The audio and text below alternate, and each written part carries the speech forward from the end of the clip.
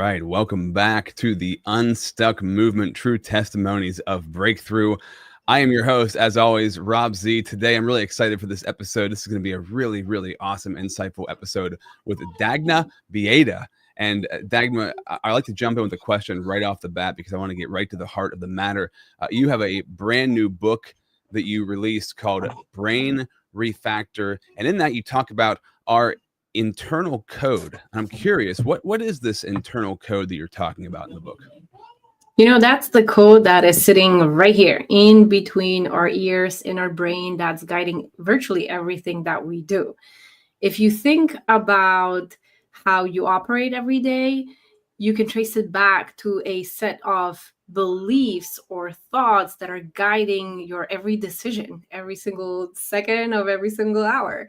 And so having an engineering background, being a software engineer previously, once I realized that there's this parallel in that you can reprogram whatever app you're working on and you can apply those same principles to the brain, I started really digging in and figuring out how can I apply the programming skills that I had in my day job to growth, to improving myself, to getting past the obstacles that were holding me back in my career. So really, when we're talking about this internal code, we're talking about the sets of thoughts, sets of beliefs.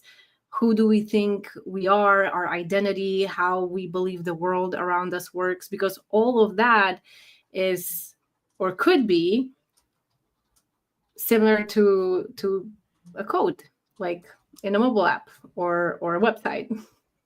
Very true. Very true. There's so many similarities, and also at the same time, there's also a simulation theory of the world that we live in, and I find that to be a fascinating theory because that can lend itself to code, and like there seems to be these codes that run throughout themes in everything in life. So I'm excited to dive into this conversation, and I love the fact that you're approaching this from an engineering background. That's really cool. So before we go any further, I just want to welcome everybody here. This is the Unstuck movement. This platform was created to help you break the chains that have been holding you back in your life personally and professionally. So I bring guests on who've had incredible breakthrough in their lives and learn from their experiences. We grow and we learn from others and the experiences that they've gone through. This platform is sponsored by the Connected Leaders Academy. Make sure you check out connectedleadersacademy.com. And also, I want to remind everybody that if you really want to become the go-to authority in your field, the expert in what you do, you want to leave a lasting impact on people's lives with your expertise, maximize your expertise, and also build incredible connections in your life and your business. I encourage you to join the waitlist for the Pro Podcaster Academy. You can do that at RobZWentz.com. Dagna with us today is a former engineer turned coach helping ambitious professionals optimize their mental programming for success. Her best-selling book, Brain Refactor, guides tech professionals to thrive by reprogramming their mindset. And as you were just starting to talk about in this, the internal code and talking about optimizing it, how have you, well, let me go here. Who did you think you were before? And who are you now? And how was optimizing your internal code a big factor in that? Yeah, okay. Great question. So I like to say that I moved from programming computers to reprogramming human minds, because that's what I do as a coach when I work with my clients. And basically, my own debugging started when a crash happened in my life. I was really feeling stuck in my career, experiencing burnout that got mixed in with postpartum depression from becoming a parent. And one September day, I came into the office, working as a software engineer, wanting a promotion, talking with my manager, just a regular one-on-one. And I just burst into tears. And I think of myself as the professional person who can keep her emotions at bay. And I thought, wow, this isn't me. Where is this coming from? But I was at a point where, I couldn't hold in that internal struggle anymore. And with just one question that my manager asked, that wasn't even like a big question or a deep question, I just burst into tears. And it was like, where's this coming from? And the thing is, my manager at the time, I very much respected her. And I thought, she knew what she was doing and she was in a good spot. Her career looked great. And so when she told me, you know what, maybe you should talk to someone, and recommended me her therapist, to whom I reached out and started working with, I realized that a lot of what I went through in that situation, going through that therapy setting, it felt like debugging, like jumping into the code and understanding how the code is currently working and creating the outcomes that are not the kind of outcomes I want, like being stuck in my career, feeling burnout, feeling like I'm having trouble dealing with other people at work because of my immigrant background. When I moved from Poland to United States, communication was a big issue. And once I saw this connection, I could not unsee it, because as an engineer, it's just a tool that we use, debugger. So we jump into the code and we analyze and interpret what's not working to replace those few files or lines of code and create the outcomes that we want for the app that we're working on. And so I was able to really kind of distance myself from all these problems I was facing and use that engineering analytical approach that I would use at work. So it was easy then to kind of have that distance, that psychological distance, and that perspective that allowed me to see that my brain and how I act and how I behave has been like an AI model trained on my lived experience. And that lived experience is essentially what programmed me to act the way I would act and do the things that I did and create the outcomes in my life that I did. So that was a really huge aha moment on one hand. On the other, I realized that just talking to someone about my problems helped me distance myself and helped me see it from a different perspective and helped me get past them and validated a lot of what it is that I was going through, as well as helped me spot the biases, like things that I thought were completely normal and healthy turned out to be bad patterns that I just kept repeating because at some point in my life, my brain has been programmed to act that particular way. So seeing that talking to someone helped me change my life, my perspective, the outcomes that I was getting at work. That was really incredible. That helped me see how just having conversations can have tremendous impact on someone's life. And becoming an engineer, I became an engineer, should I say, because I was chasing that impact. As a 15-year-old, I had this vague idea of wanting to change the world, and that was impact to me. And that's what I was chasing. That's why I became an engineer. I studied robotics engineering. But as I started working in robotics and then later creating software and then deploying it to hundreds of thousands of users, I realized that it wasn't quite the impact I was looking for. And that's probably one of the contributing factors that later on led to burnout. So I know I just threw a lot to you. What resonates in that story, or where do you want to dig deeper? One of the things that I think is really interesting, and we just covered this a little bit on a previous episode, was that when you say things out loud, they change, and they really start to like come into light. You can really flesh things out, right? We can have so many ideas in our head, and they seem like they're really good ideas until you really try to say them out loud. And then you have to, it's like your brain will skip steps when putting together a concept. And it makes sense in your head because you can see the pattern. But when you try to say it out loud, you'll notice that there's pieces of the puzzle missing. So as you begin to speak it, then you have to actually like fully flesh out the idea.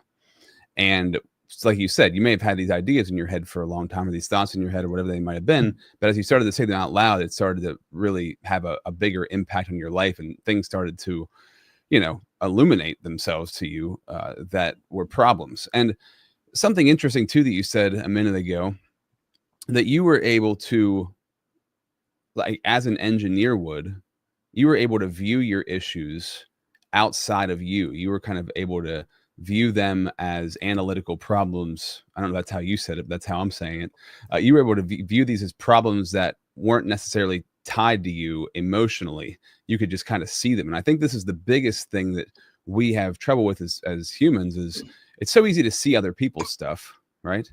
But it's so hard to see our stuff because we tie everything to us and our emotions and like our life story. What do you recommend for people? Because that's one of the biggest difficulties we have is being able to look at ourselves just kind of analytically and then attacking the issue from that place without getting emotionally involved in it. Do you have advice for people to be able to practically do that when they're struggling with an issue or trying to identify what an issue is?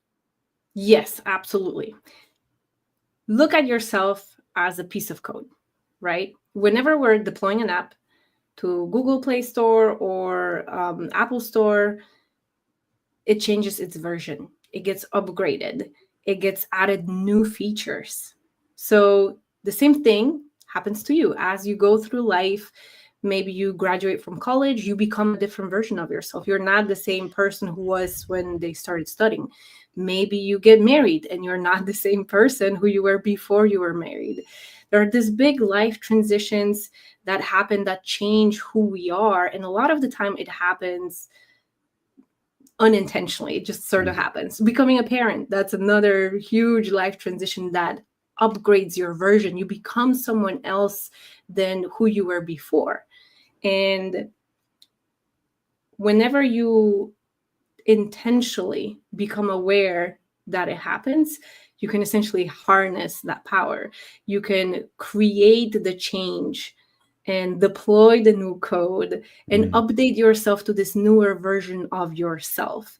And the way I like to see it in terms of emotions and getting past becoming emotional about what it is that you're trying to reprogram is seeing emotions as feedback. They're very valuable feedback. If you wake up every day and feel frustrated, then that is feedback. Something's not working.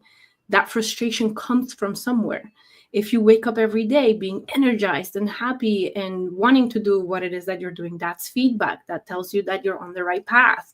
So a lot of the time we're trying to ignore our emotions, which is like ignoring feedback, right? If you're trying to grow your skills or how you communicate or how you collaborate with other people, you need to let feedback in order to grow. So these are really two biggest pieces of advice when it comes to growing. Yeah, and letting feedback in, so letting the emotions in. Also, we have to be able to look at them through the correct lens, right? Not let them consume us and bow to them almost, right? Because if we're getting feedback and we don't analyze the feedback correctly, we could be totally off base as to why we're feeling the way that we're feeling. We can also let that feedback control us instead of us taking that feedback to help us grow. And it's really interesting when you're talking about harnessing the power of these upgrades. So many times in life, it's great when we choose an upgrade, right? When we choose for things to change, that's wonderful. But when things come at us and we don't choose for them to come at us, when we get an upgrade we didn't ask for, how do we embrace that? Because that can be the hardest thing to do, right? Most people say they don't like change because they usually associate change with bad things. But the only way for us to grow is for us to change and have change in our life. So I'm sure this has happened to you many times. Something unexpectedly unpleasant happens to you, but it could be an opportunity for you to grow. How do you navigate that in your own life? Reach out for third-party help that will help you see differently, change your perspective. It's really a lot of the times, if we are experiencing the difficult situations or if we are struggling, a lot of the times the problem is not the situation, but it's that lens that we're using to view what's happening, right? So two people could go through the exact same experience and have a completely different set of thoughts about what happened to them and how they're going to use it going forward in the life, right? And so it's really about understanding what is the meaning that you're making, and that is controlled by, once you understand how that meaning is being created, and that meaning is, again, the output of the source code sitting in your brain that comes from the past, that comes from your beliefs, that comes from your thoughts. Who do you believe that you are? What do you believe about the world around you? Do you believe that everything that happens, it happens to you? Does it happen and it's meant to make you suffer? If that's your set of beliefs, then of course you're going to suffer, because that's the meaning you're creating for yourself. You could go through life and viewing even the difficult experiences as something that happened for your benefit, believing that down the road you would have grown from that particular lesson. And in my case, looking back, I was talking about this one-on-one meeting with my manager. I could say that having kids was the most difficult thing I've done in my life, right? Because then it turned into this postpartum depression coupled with burnout at work. And for the first year after having my oldest son, I felt like I still didn't know what I was doing, and I didn't understand that I became this new version of myself. So I was making things harder for myself, but it became this catalyst. I felt seriously like this phoenix rising from the ashes. It was really hard, but I've grown tremendously because I became a parent, because that postpartum depression hit me, because that was that point at which I decided to reach out for help. If it wasn't for having kids and getting hit in the face with postpartum depression, I would probably not ever sign up for a therapist, because I come from a country where we don't believe in therapy. And so it was something that had to happen in order for me to take this road and then help me see therapy or talking to someone about what's going on in your life, the difficulties, and how is that related to the past, as a debugging tool that later down the road led me into coaching. Yeah, same. A lot of similar paths from falling into depression and feeling like you're kind of in a hopeless place. It's one of the points of this podcast is, right, the reason the name, the Unstuck movement, came from the fact that I was super stuck going through a long-standing separation and then divorce, which lasted several years. And I was really, without a doubt, stuck, like I couldn't move. And as I was praying about this, I was like, God, what's going on here? Why am I in this place? And what am I supposed to do with this? And the clear message that I got out of it was I have to use it. What's the point of going through anything super difficult if you're not supposed to use it to help other people, right? And so that started to give me momentum. Now, that was, there's many different things that I did along the same lines as you, as finding therapy and things like that. But it really started to push me into action mode and taking action and deciding, okay, I've got to do certain things to get myself out of this place. So I want to talk to you about that coming up. We're going to take a quick break. When we come back, though, talking about taking that action when you were going through that postpartum depression. What were some of the first actions that you decided to take to achieve that breakthrough, and how did that start to change things? We'll talk about that in a couple seconds. Are you struggling to make consistent, valuable content for yourself? Do you want to have an efficient and effective way to create content that attracts the people that you want to connect with in life, the people you want to build relationships with in business? Do you want to be the go-to authority at what you do, at what you're great at? Would it be helpful for you if you had a platform that connects you to incredible people in your industry? The kind of platform that gets you leads and lands you clients without you having to beat down anybody's door or blow up anybody's inbox. Whether you're already creating content or you're desiring to start and it's something that's been kind of burning inside of you for a while, I urge you and encourage you to check out the Pro Podcaster Academy. Get started right now. Join the waitlist at RobZWentz.com. Hi, my name is Jose Escobar, and I'm the founder and CEO of the Connected Leaders Academy. We're a growing tribe a community of entrepreneurs all over the world globally. If you're an entrepreneur and you're looking to grow personally and professionally, scale your influence, develop your skill sets, move the needle in your business, more clients, more money, more profit, the bottom line, and of course, grow your circle and your network like never before, join the Connected Leaders Academy today. Check me out on Instagram and on Facebook, the @ JASCO25. We look forward to having you join us. Take care. So, Dagna, I love this question because it's such an important question. Whether it's in a personal thing in your life or professional, when you feel like you're in that stuck place, it's like you're never going to get out of it, and you need to take some action to move, right? So, what was something, even before stepping into therapy, what was something you decided to do that got you to move from that place that you were at? Well, the therapy was really that first step. Once someone I respected told me that they did it too, it was so much easier. All of a sudden it was like, oh, she's successful and she did it. I should do it too. So having that example in my life helped me move towards making that change. And then I really committed. I started going to my sessions. I was always prepared.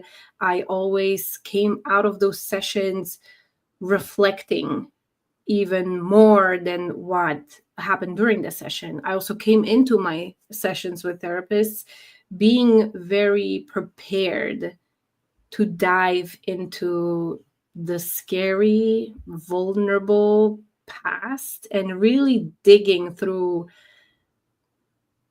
anything that was kind of coupled in a way that it shouldn't have been, right? Any patterns that created hardship in my life, the things that I would do that would make things more difficult for me. And so, for example, moving from Poland to United States, I've had this very dark sense of humor. And it turns out that joking doesn't really carry across cultures. You have to be mindful to who it is that you're joking with, right? And a few times it even landed me in HR, and I thought that it wasn't my communication skills that were the issue. I thought it was other people being too sensitive, right? So being able to change my mind about it and understand that it was my skill that was the problem, that was creating difficulties, that I wasn't getting promoted because people thought I was mean, rude, and arrogant. That was something that, I had to take a very hard look at my own actions, at my own beliefs. But thanks to this approach of like debugging it, like I would do at work every single day, made it so much easier, right? What was it about? So I'm curious, just in Poland and having, you said people don't believe in therapy in Poland. You had a darker sense of humor. What do you think that was about the culture of Poland that didn't translate here?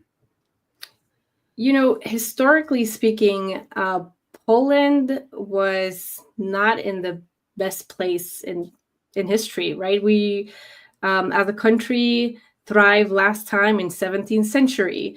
Then our country didn't exist for 123 years. Then we had the World War First and the Second. After that, the communism. And so in Poland, like the people grew up in difficult circumstances, and that kind of weight carried through generations. So even though I grew up in a pretty good situation economically for my country, unfortunately, my parents didn't. My mom didn't leave the country, couldn't travel abroad until she was 23. And if I think about it, my son flew on the plane when he was less than 1 year old. So it's incredible to see how different changes affected different generations. Yeah, really. And it's really an amazing perspective to have for you, for your own personal experience, because you're probably breaking some generational things off of your family for sure. by doing what you're doing.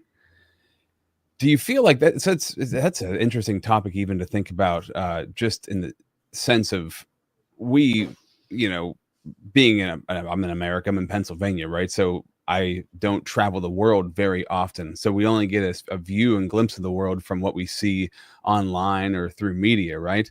And so we can have a very, one-sided judgmental way of looking at the rest of the world, when in truth, things, if you were in that situation, just like if you were in anybody else's shoes, you would see the world from their position.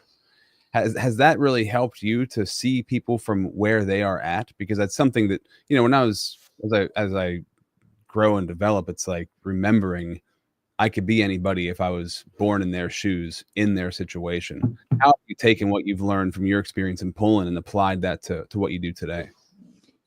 Uprooting my life was also very difficult, because when I moved at 24, 25, I left my entire life behind.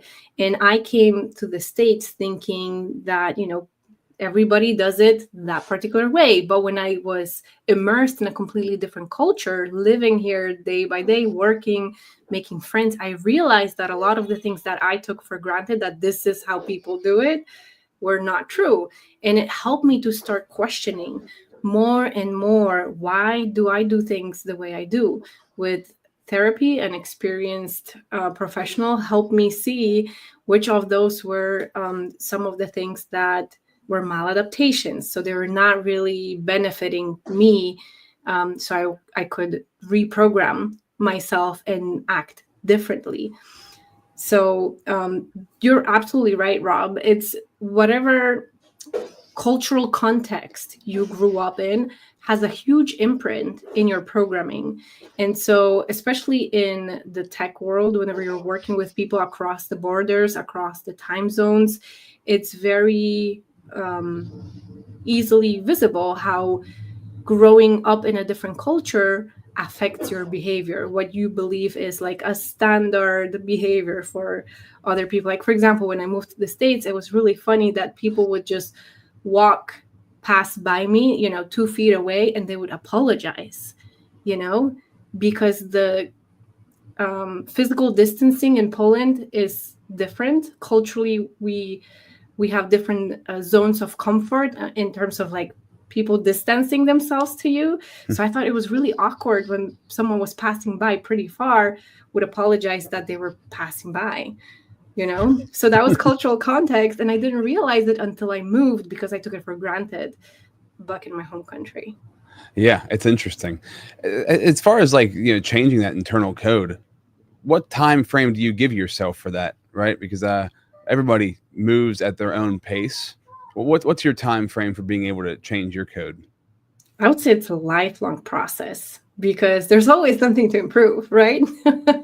But with my clients, when I work with my coaching clients, sometimes it's really just one aha moment that can change how you perceive your actions, your outcomes, your beliefs.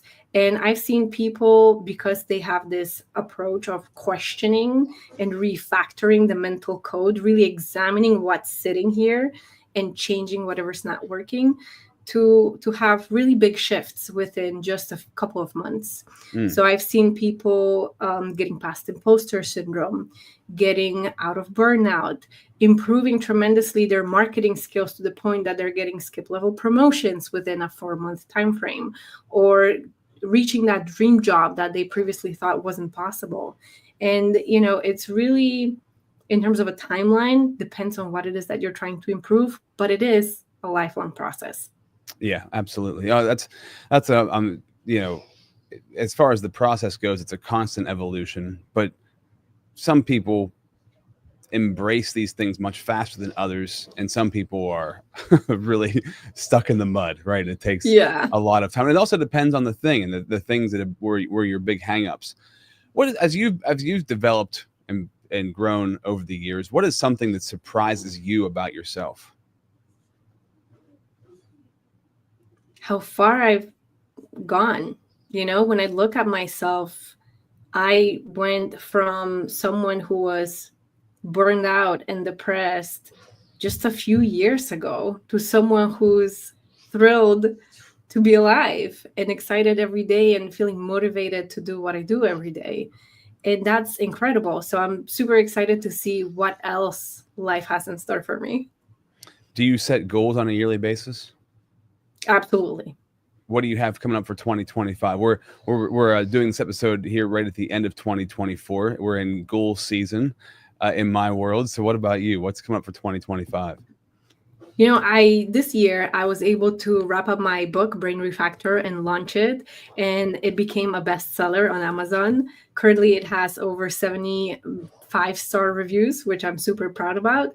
Amazing. So for 2025, I am really hoping to sit down and make sure that I release Audible version and I continue growing my reach, because I feel that my book has a huge potential in terms of how it can help people reprogram their mind and just live a much better life and upgrading themselves to a better version. So I'm really planning on increasing my reach for 2025. You know, I'm sure you still consider yourself an engineer, even though you aren't doing engineering anymore. Maybe just doing like brain engineering or whatever you would like to call it. What would you call it? What would you call it now? The reprogramming human minds. That's exactly what it is that I'm doing. Cool. Do you see this as engineers in general? Is it harder for engineers to change, or is that something that most engineers are more adaptable to? So here's where my book kind of bridges the gap, because a lot of the time, whenever you are willing to change, you have to face what's uncomfortable. And that might include talking about the past and uncomfortable feelings coming up. And a lot of engineers and a lot of analytical minds tend to think emotions, feelings, yuck. Like, give me facts, give me data. That's what I'm interested in. And with my book, it's easy to shift your perspective and see feelings as a piece of data, as a piece of information, as opposed to something that's like this yucky, nebulous thing that you never really cared to look at. I like that. That's really good, actually. Looking at your emotions as the data, as like the feedback system. Was that for you personally, being an engineer, was that the way that you looked at the world a number of years ago? Yes. So when you have these conversations with engineers, do you find it easier to help them see those breakthroughs? Like, where do they get stuck the most? Obviously, you said about them thinking the emotions are something they want to avoid. How do you practically help them see that as like a data point? Because I can see what you mean by that, but I can imagine somebody who's very analytical, it's still hard for them to wrap their head around it. So alongside with my book, Brain Refactor, there's a whole workbook that I have for people. So as they're going through the book, there are two parts to it. The first part is this theoretical explanation of how this brain refactoring concept works and how does it look like. It also talks about the brain refactor algorithm, which has 5 steps that help you refactor whatever it is that isn't working. And when I wrote the book, I really wanted to focus on the work that I've done with my past coaching clients. So it also has case studies of my actual clients and my own, of getting past imposter syndrome, past burnout, and trouble dealing with other people and overcoming self-marketing struggles. So in the book, there are specific case studies that walk people through my algorithm that help them refactor. And one of the things that I do is there's this simple matrix. Let me see if you can see it. Yeah, I can see it. Simple matrix where we analyze the internal, external, the toward, and the away. So basically what we do in this matrix is we start by the root causes. Let's say you want to get promoted and you're not getting promoted. And we start analyzing why that might be. On one hand, we are putting down any sort of behaviors that are probably stopping you from getting that promotion. But we also gain feedback from other people. And we use emotions coming up as reference point, as a point of data in this particular matrix, right? So usually emotions will be part of what's coming up internally that is pushing you away from where you want to be. In case of a promotion, let's say you easily get frustrated during meetings and people notice because you say mean comments, for example. And that's when we are able to cross-reference, okay, this frustration is coming up. It's a feeling. Why do you think it's coming up? Oh, because of this and that. And that's when we dive into analyzing the beliefs, the code that's written here that is guiding everything that you do, even the stupid things like being mean in a meeting that is blocking your promotion. And by writing it down, we're able to get that distance and that perspective, and it's easier to analyze it from this perspective rather than just keeping it in your mind. And my son made an appearance. So give me 1 second and I'll wrap up my thought. Yeah. He just wandered in off the side of the screen. How old is he? He's 4.5. How cute. How cute. So he with my kids, the way I'm consciously programming their brains is we have this little set of affirmations on their wall, and we repeat it every day before going to sleep. So it says, I am brave, I am loved, I am kind, I treat other people with love and respect, I'm important, and I'm beautiful. So that way, I am consciously writing what I want my kids to believe about themselves. I'm consciously creating their identity so that they can avoid having to refactor those basic beliefs about themselves. Yeah. I love it. Yeah. If you're gonna do all of this, it should start at the house, right? It starts with you, but then it's got to start with the people immediately in your home, and your kids are the first and perfect test subjects to use this kind of stuff on. I love that. So Dagna, this has been really interesting. I love what you're doing. I want to remind everybody, if they want to check your book out, they can buy it on Amazon by Brain Refactor. If you're watching this, you can see the link there. You can type that link in, or just go to Amazon, search Brain Refactor, and you're going to find that. And make sure you get that book and support what Dagna is doing, because I love it. It's awesome. And it's a unique engineering perspective on personal development, which I think is really cool and needed.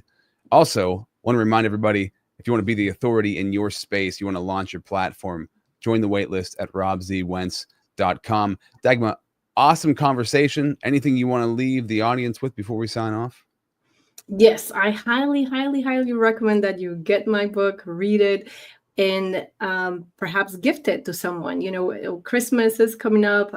It's a great gift for someone who is either in engineering or studying to be in engineering or tech industry, and it can help them avoid a lot of the obstacles or common pitfalls that professionals in tech face. I love it. Yeah, very cool. Definitely a testimony of breakthrough today. This has been another episode of the Unstuck movement.